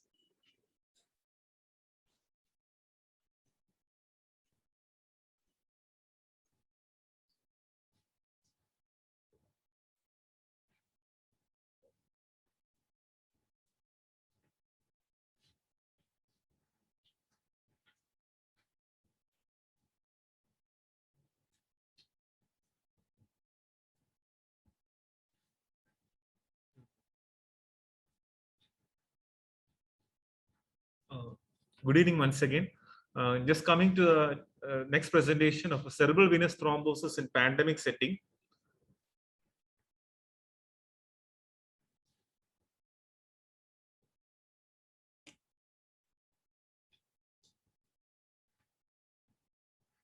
Coming to the history, we had a 23-year-old female who studied B.Ed hailing from Kollam, who presented with history of headache, vomiting since the 4th of August of this month. Went to local hospital at Kollam, where she was admitted at local hospital from the 6th to the 8th, managed as probable migraine with naproxen sodium topiramate. The fundus was documented as normal. She was advised MRI brain, which was deferred by the relatives. And on the 11th of August, there was worsening of headache, followed by 2 episodes of seizures and right-sided weakness, followed by altered sensorium. Following which she was taken to another private hospital at Kollam, where MRI brain with MR venogram was done, which showed extensive superior sinus thrombosis with hemorrhagic venous infarct in the left frontal lobe. So this was the picture of MRI taken from outside, which showed a left frontal lobe venous infarct, and the MR venogram showing the superior sinus thrombosis. Patient is brought over to HRI for further management, and at presentation of GCS was E2, M4, V3. Vitals were stable. There were no purpuric rashes. She had mild pallor. There were 2 episodes of seizures in the emergency department, which were right focal and secondary generalization, and she went into post-ictal state. And before the seizures, the power was right side grade 2/5, upper limb and lower limb, and planned was bilateral withdrawal. The initial platelet count done on the 7th of August, when she was admitted at Kollam Hospital, was 1.5 lakhs as per the discharge summary. And at presentation to AHRA on the 12th, her platelet count was 44,000. She also had mild anemia, hemoglobin of 9.5. CRP was mildly elevated to 16.8. The rest of the parameters were normal except for mild potassium being 3.1. Hypokalemia was there. The D-dimer was unusually elevated at 18.6. The normal cutoff or lab value being 0.5. And the LFT thyroid function test was normal. The COVID IgG antibody level was 80. And the serology markers were all negative. In view of thrombocytopenia, we had done the ANA immunofluorescence, ANA profile. The dengue and lepta were also sent, which are all negative. The patient had recurrent seizures in spite of being on 4 antiepileptics, and hence she had to be electively intubated and ventilated discharged on midazolam infusion. The peripheral smear was also sent, which again confirmed the finding of moderate thrombocytopenia. There was no clumping of platelets. She had mild leukocytosis. The blood thrombocheck panel had also been sent. The homocysteine level was normal. The antiphospholipid, anticardiolipin antibody, and beta-2 glycoprotein 1, IgM and IgG were all negative. This was the MRI brain taken at AHR, which again showed the left frontal lobe venous infarct and superior sinus thrombosis. Incidentally, the patient had received COVID vaccine on the 28th of July. There was no history of any intake of any hormone tablets or native medicine intake. The possibility of thrombocytopenia thrombosis syndrome was considered. and she was started on treatment with IV immunoglobulin, 1 gram per kg per day into 2 days. And she was also started on rivaroxaban, 15 mg twice daily for the initial 15 days. We had sent a hit panel to Ampath Lab Hyderabad, which was negative, and the antiphospholipid antibody, antiplatelet 4 antibody IgG was sent to Ampath Lab New Delhi, which is, however, negative in this patient. A similar presentation, we had a second patient who came again in this month itself, 24-year-old girl, headache, vomiting for 2 days. The MRI done at Kollam with venogram was showed CVT. And there was no intake of hormone tablets, admitted at AHRA on 18th. Again showed extensive thrombosis involving the superior sinus, right transverse and sigmoid sinus. The initial MRI done at local hospital didn't show any major venous infarct except for a hyperintense signal changes in the right basal ganglia and perinsular region. She had bilateral perioptic sheath prominence and thrombosis. The platelet count done on 18th was 76,000 and 19th was 53,000. Her D-dimer was also elevated at 20.6. The thrombocheck panel was negative. But the subsequent CT done at AHRA showed hemorrhagic venous infarct both in the right side as well as in the left frontal region. And the patient had also taken Covaxin on the 2nd of August, and recurrent seizures, in spite of being on multiple antiepileptic drugs, required intubation. Here also the possibility of TTS was considered, and she was started on treatment with injection fondaparinux and immunoglobulin and other supportive treatment. And she continues to be critical on ventilator. Coming to a short discussion. The WHO has proposed major and minor criteria for thrombocytopenia, thrombotic events, and lab evaluation. The major criteria include confirmed diagnosis of thrombosis in an uncommon location, the cerebral veins or splenic veins or multiple organ involvement. Thrombocytopenia less than 50,000 is a major criteria, and peripheral smear should show thrombocytopenia, and there should be no evidence of platelet clumping. And in addition, you can have other lab evidence in the form of positive antiplatelet 4 antibody with ELISA, or platelet functional assay can also be done. The minor criteria again includes the presence of thrombosis plus platelet count more than 50,000, less than 1.5 lakh, or a more than 50% decrease in the platelet count from the baseline if you have a value, and D-dimer of more than 4,000 microgram per liter. And you can have confirmed TTS patients, probable TTS patients, as well as possible TTS patients based on the presence of severe mild thrombocytopenia as well as the platelet 4 antibodies. What is the importance in the management lies in that in such patients, you should avoid platelet transfusions in all cases other than emergency situations where surgery is strongly indicated or thrombocytopenia is very severe and you may have to do platelet transfusion if you want to proceed with the emergency surgery. We should avoid heparin-based anticoagulation for individuals with TTS, and should administer only non-heparin-based anticoagulants. Fondaparinux, rivaroxaban, apixaban, and dabigatran have been proposed, and we should consider IV immunoglobulins at a slight elevated dose of 1 gram per kg into 2 days, or the usual recommended dose of 400 mg per kg for 5 days.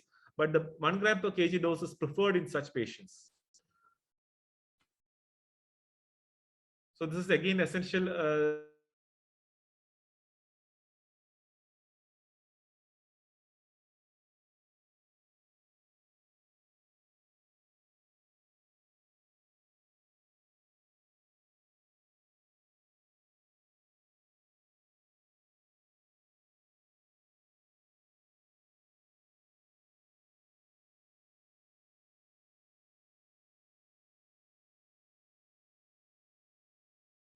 And if you can get the results in time, you can proceed with heparin treatment. But in our setting, where it is not possible, it is better to consider such patients as probable TTS and proceed with the newer anticoagulation with avoiding heparin as well as warfarin, and proceed with the rivaroxaban, apixaban, dabigatran, or fondaparinux. Thank you. Thank you so much, Dr. Ajit, for sharing that very rare experience. I'm sure that many of our audience, our faculty would also have similar experiences to share of CVT after COVID vaccination. Request our audience to please share their experience. MD Nair, sir.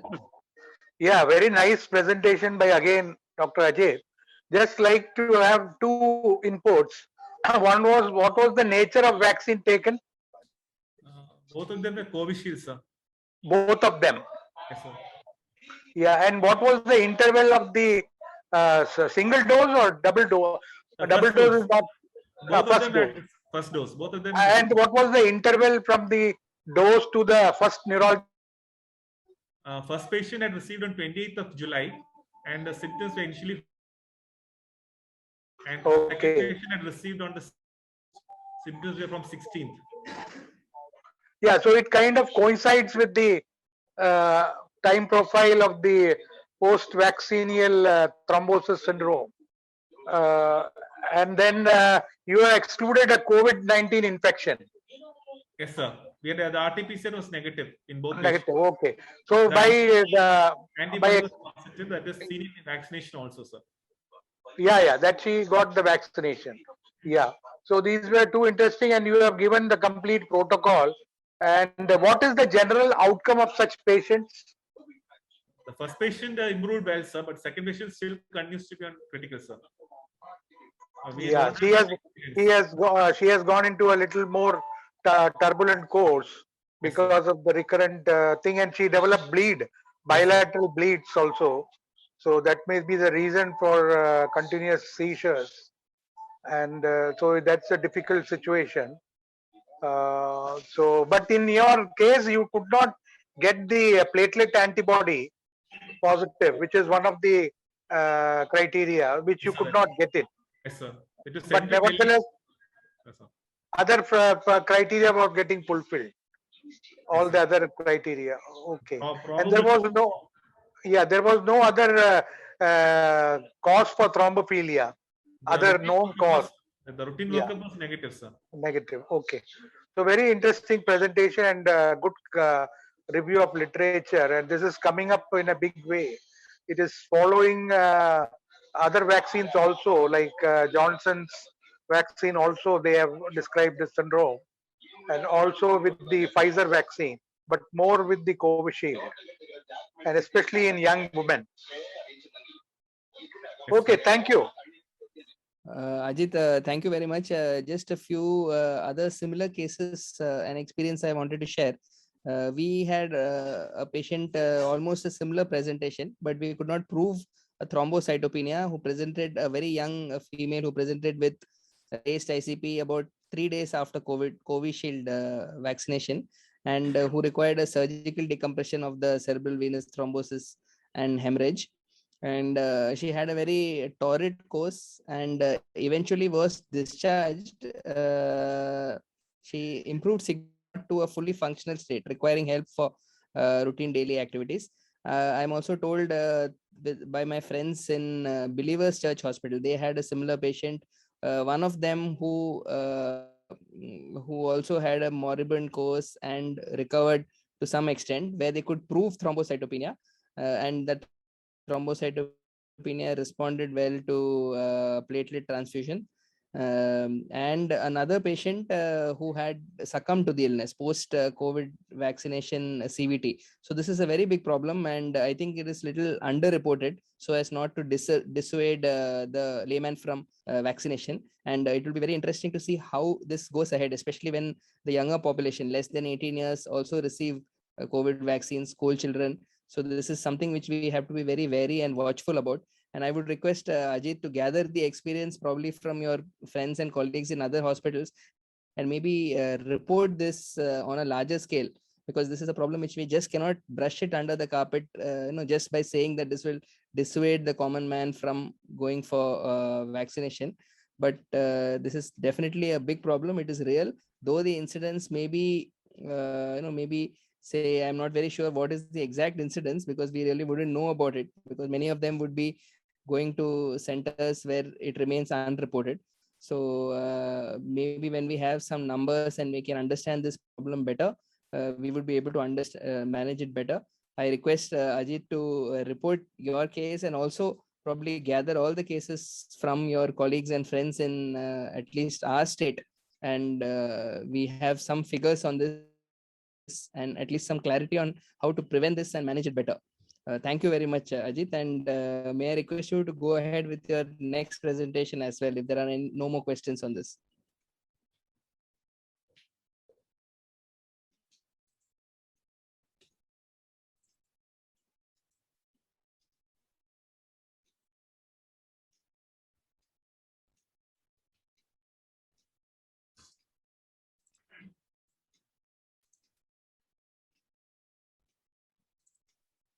So Ajit will be presenting to us a case of PNS plus CNS demyelination. Good evening once again. Coming to a short presentation of a 53-year-old male who is hailing from Varkala, rubber tapper by profession, who was admitted with us on the 4th of July. With complaints of paresthesias and tingling sensation of both lower limbs since 7 days, followed by the upper limbs of 3 days. Weakness of the left lower limb followed by the right lower limb since 5 days, and weakness of upper limb since 2 days. And deviation of angle of mouth to the right side with difficulty in closure of the eyes since 5 days. 2 days after the onset of paresthesias, the wife also noticed some slurring of speech, and there was no difficulty in initiation. The words were fluent and understandable. And another odd complaint was mentioned by the patient was that on the way to the hospital, he felt his vehicle on the opposite lane was coming to hit his car, and he started seeing things as double when he turns and looks to the right side. Though he was advised to go to a tertiary center, in the beginning he stayed at home only because of the COVID situation.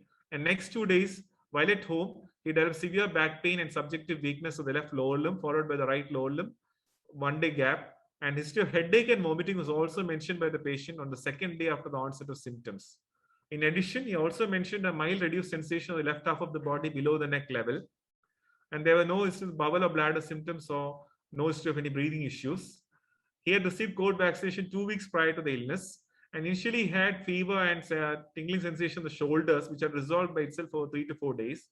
He's a hypertensive on irregular medications for the past 7 years. His vitals were stable. The general cyst examination was normal. The CNS showed a GCS of 15 by 15. The speech was slurred. He had left eye partial ptosis, which was congenital. In addition, he had a gaze-evoked nystagmus to the right, and clinically he had evidence of bilateral element facial palsy, left more than the right, with difficulty in wrinkling of forehead, difficulty in tight closure of eyes, and pursing of lips. And there was a mild deviation of angle of mouth to the left, and he could not swallow and chew the food because the food was dribbling from the angle of mouth from both sides. And power was grade 4 minus by 5 in the upper limbs, both proximal and intermediate. Hand grip was weak and 3 by 5 in the lower limbs. DTR was sluggish in the upper limbs and absent knee and ankle jerk. Plantar was flexor on the right, left was equivocal. In addition, he had inconsistent symptom of sensory dulling below the level of T2 dermatoma on the left half of the body. He was already evaluated local hospital with a nerve conduction study in LP and CSF study, which showed albuminocytological dissociation. And there he had been advised IV immunoglobulin bar plasmapheresis and was brought over to the HRI. And a repeat conduction was done, which again showed at Anantapuri, as well as the outside report had shown prolonged distal latencies, reduced conduction velocities, and prolonged late responses, F and H were prolonged. This was the outside nerve conduction study report. And in view of the atypical symptoms of headache, vomiting at the onset, as well as double vision, oscillopsy, and sensory symptoms in the left of the body, we proceeded with MRI brain and whole spine screening with contrast. And we showed T2 flare hyperintensities in bilateral frontal lobe, on the subcortical white matter on the right side, underlying the precentral gyrus, and left side, underlying the superior frontal gyrus. There was no diffusion, restriction, or contrast enhancement. And there were similar hyperintensities noted in the right middle cerebellar peduncle. The possibility of demyelination was considered. In addition, the spine screening showed a small T2 hyperintensity focus at C5 level towards the right side, and a short segment central T2 hyperintensity noted D1 level also. Again, no contrast enhancement. So this was the flare image showing the right side hyperintensity, and there was no diffusion restriction.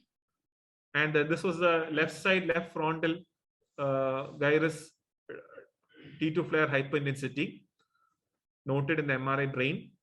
The right middle T2 hyperintensity in the flared sequence. The T2 shine through effect is seen in the DWI in the right middle cerebellar peduncle. There was no diffusion restriction. The contrast, there was no contrast enhancement of any of these sequences. And this is a small is noted in the cervical spine.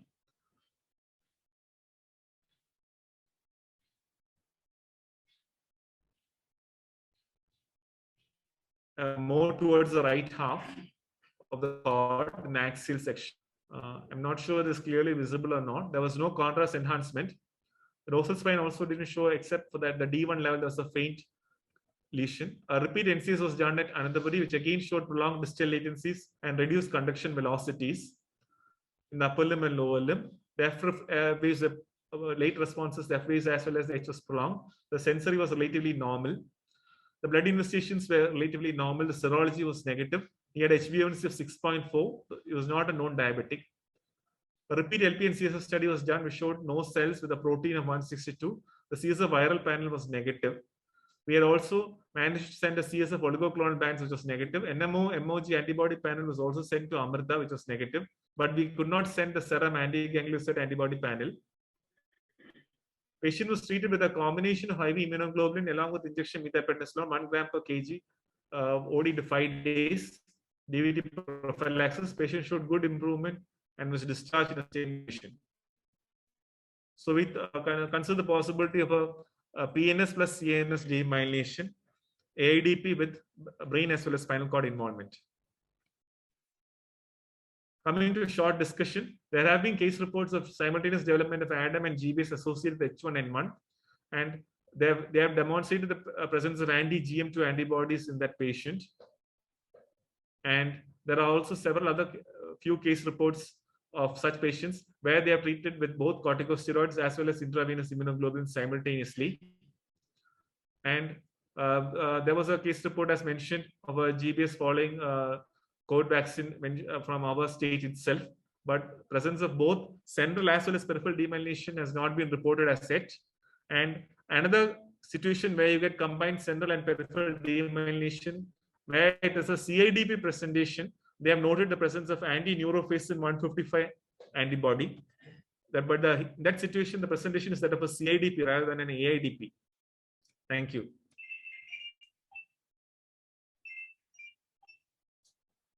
Thank you. Thank you very much, Dr. Ajit. I'm sure there will be a lot of questions coming up.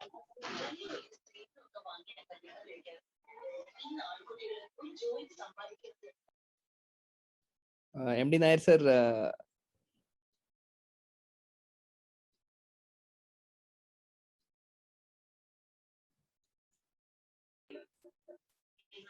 yeah, Ajit, nice presentation again. Combination.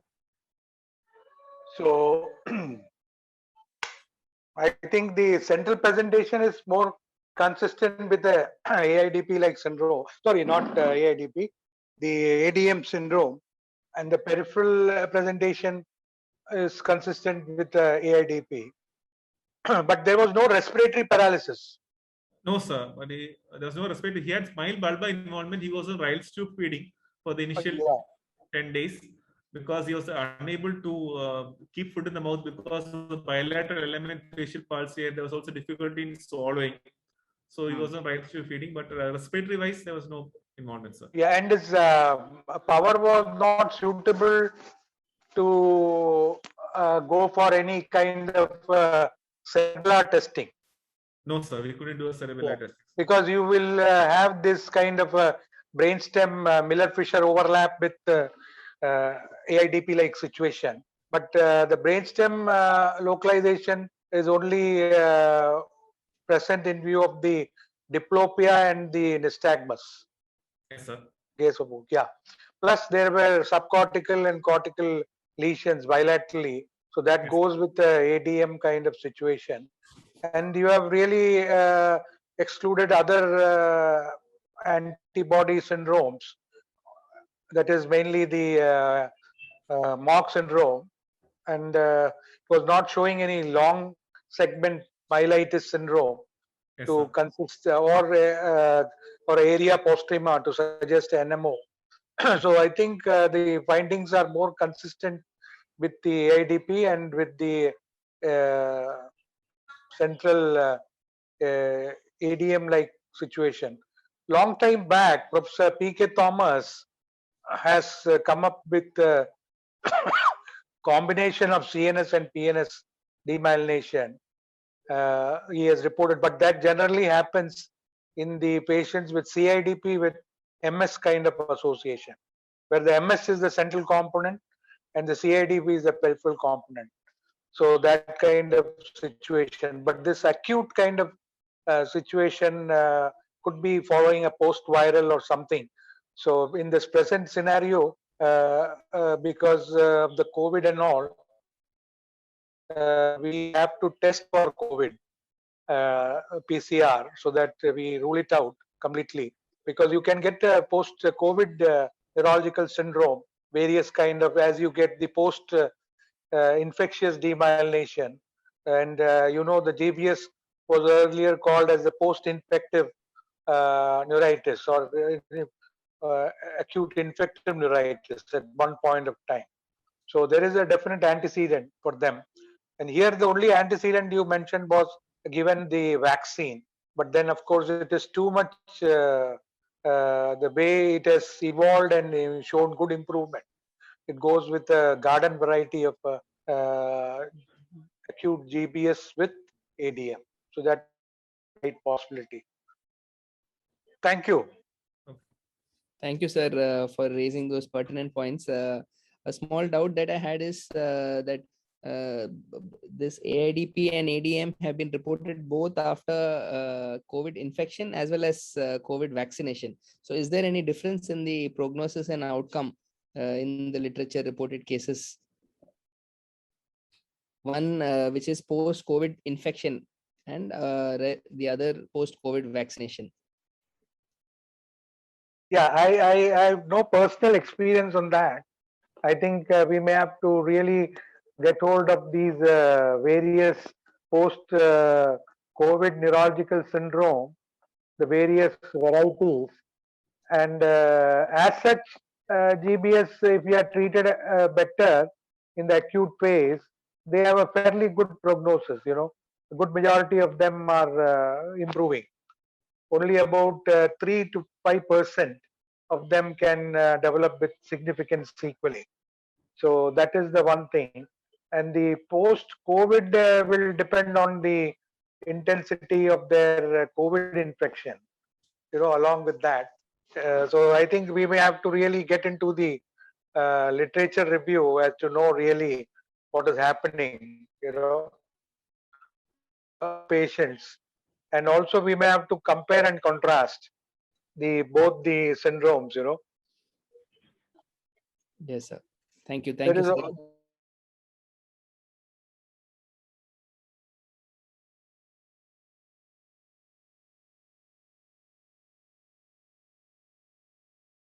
Whenever you get a patient with, let us say, an acute Bell's palsy, or maybe it's coming like a bilateral, like in this patient, there was a bilateral involvement, which again can be consistent with a Guillain-Barré kind of presentation. But then, of course, you may have to rule out in this present scenario a COVID infection. Yes, sir. No, one thing I wanted to say, I think pulmonologists talk about a particular antibody to differentiate whether it is due to vaccine related or whether it is a multi-inflammatory syndrome following the COVID infection. And I think it is for the Covishield and not for the Covaxin. I think you can differentiate by a particular the antibody, whether it is due to the vaccine or whether it is a part of a multi-inflammatory syndrome post COVID. So they talk that's right. That was discussed in the previous presentation, mainly related to thrombosis, that antiplatelet 4 antibody. And the other one is it's not. It is not an antiplatelet antibody. It is something like this IgG related particular marker which actually you can differentiate whether it is related, vaccine related, or whether it is a multi-inflammatory syndrome following the COVID infection. It's not platelet. Because It's not multi-inflammatory syndrome, especially, it's more common in the children. And there's again lot of differential, what you call, criteria has been put. You know, you have to fulfill, and one of them is that they will have rash. The important rash will be there, along with conjunctival involvement and things like that. So much Yeah, more but florid not in syndrome. adults. Adults, it Adults, will not be there. it's not that much common unless they just link it through the antibody if it is positive, you know. But you will have to demonstrate that the PCR test for the COVID was positive. Then you can say post-COVID. Otherwise, there is no method to say. You can only give a hypothesis that it is possible, and then there has to be a symptomatology phase of COVID. You know, so that kind of thing. No, but can So be this, asymptomatic. Can be asymptomatic COVID no, also. that is Yeah, no. and That is also, mainly from epidemiological point of view. yeah. Asymptomatic is mainly from epidemiological point of view in terms of spread and other things. And But as vaccine also, I think you can have the PCR because it is the adenovirus related. No, so the vaccine also especially can, PCR variല്ല. അവര് പറയണത് PCR is the only way to say that there is an infection. You know, no, there is acute, some other antibody, some other antibody which the pulmonologists were talking in the last conference. Besides the PCR, which you can differentiate between these two. Yeah, okay, we'll get into that. Yeah, but then this is a clear-cut combination kind of a situation. Only thing is, we have the only one clue is that patient was exposed to a vaccine, but then the recovery was very, very smooth. So I don't think that is that way. And they covered it with both, you know, covered it both with IgG plus methylprednisolone. Whereas if it is a pure Guillain-Barré syndrome, we will not give steroids because that is not indicated. But if it is a central demyelination ADM, things change. You have to give them steroids. So they have treated the patient very intelligently by giving steroids as well as immunoglobulin. And that is also a patient who doesn't improve with with steroids in the first shot. The second option is immunoglobulin. So they combined it in this. But in the GBS trial, they did not give much importance in the terms of means the jack-up response when they combined in pure GBS. You know, it was mainly either immunoglobulin or plasma exchange, one of the two. Right. Thank you very much. Thank you, sir, for initiating a wonderful discussion. Thank you. May I request Dr. Thomas Verghese, Dr. Ajit, Anil sir, and Marthandapilla sir to give a few final comments before we bid goodbye to each other.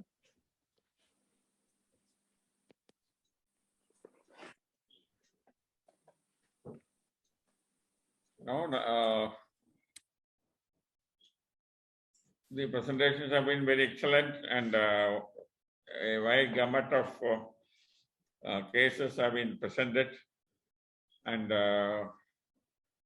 even that intracerebral hematoma with a good number of patients with this trial with CT-guided aspiration definitely has a upper hand and less invasive, and morbidity definitely is less, and mortality also is much less. Thank you. Thank you very much, sir, for giving us that wonderful message. And I must especially thank all the presenters led by Dr. Ajit, Dr. Ranjit, Dr. Abhinaya, and Dr. Rajshekhar for sharing their wonderful experience with us. We hope that Dr. Ajit will pool all the post-COVID CVT cases and publish it. And also Dr. Ranjit, under the leadership of Pillai sir, will publish the CT-guided aspiration results. We are very happy that we could have an audience of so many people without having the usual fellowship and the food in the Neuro Club meeting. I'm sure that when we put up the YouTube recording, many more will catch up with this, and the memories of this evening will be there with us for many more days to come.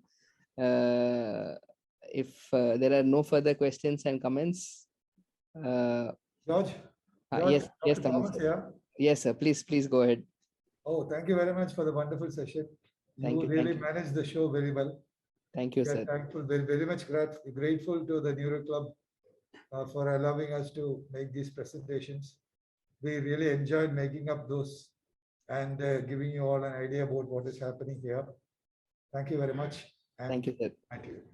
Thank you, sir. We have about about more than 150 plus residents and faculty together in all neuro specialties, including anesthesia and pathology and radiology and all the allied neuro specialties. And having to getting all of them together because their interests are very diverse is a little difficult task. But I'm sure that there is still an academic spark in many people. That's why we're able to keep going. And we eagerly look forward to that day when we can again meet together, shake hands, and have a good time face to face rather than across the computer screen. And I'm sure that when we put up this recording, more than 100 to 150 people will be catching up with this in the future. So the message will stay on with us for many more days to come. I personally thank each and every one of you, especially our senior faculty members who contributed with their immense experience, Professor MD Nair sir and Professor Titus sir specifically. I also thank Anil sir and Professor Krishna Kumar for being here, Sharda madam, and all our residents and everybody for making this evening very special. And thank you very much. And on behalf of the Neuro Club, till we meet next month, thank you very much and good night. Thank you. Good night. Thank you. Good night. Good night, Doctor. Very nice presentation. Good night.